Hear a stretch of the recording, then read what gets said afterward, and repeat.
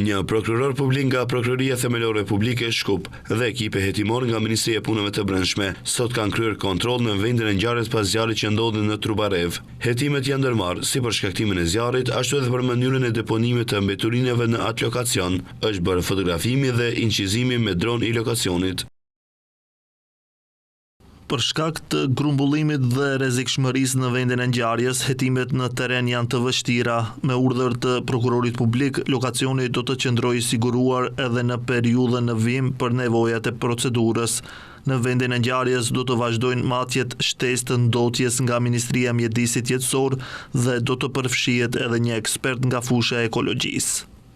Nga prokuroria sqarojnë se në vendin e ngjarjes ende është i pranishëm edhe një ekip zjarfikës, pasi në disa pjesë të lokacionit ende ka tymosje të herpashershme dhe ekziston rreziku i riaktivizimit të zjarrit. Ndërkaq, gjykata u ka zgjatur parapërkimin për 48 orë të reja 4 të dyshuarve për zjarrin në Trubarev. Bëhet fjalë për një menaxher 56 vjeçar dhe pronari i 2 personave juridik, një menaxhere 22 vjeçare, një udhëheqëse filiali 42 vjeçar dhe një i punësuar 59 vjeçar. Ndërkohë, kryeministri Christian Miskovski theksoi se zjarret në Trubarev dhe vardarisht janë plotësisht nën kontroll.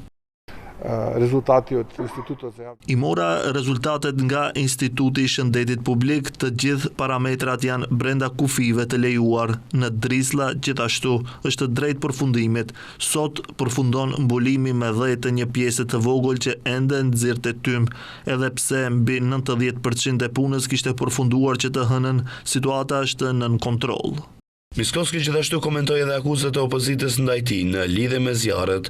Ai tha se opozita bën shpifje sepse sipas tij në këtë mënyrë ata mundon të fitojnë pikë politike dhe mbështetje nga qytetarët. Kujtojmë se zjarri në Trubarev shpërtheu më 13 shtator në objektin e firmës e Efe Grupacioni, e cila merret me mbeturina elektronike. Janë përfshirë edhe 2 objekte në të cilat ka pasur sasi e madhe mbeturinave plastike. Nuk ka të lënduar në zjarr, por për shkak të tymit ka pasur 13 intervenime nga ndihmë e shpejtë.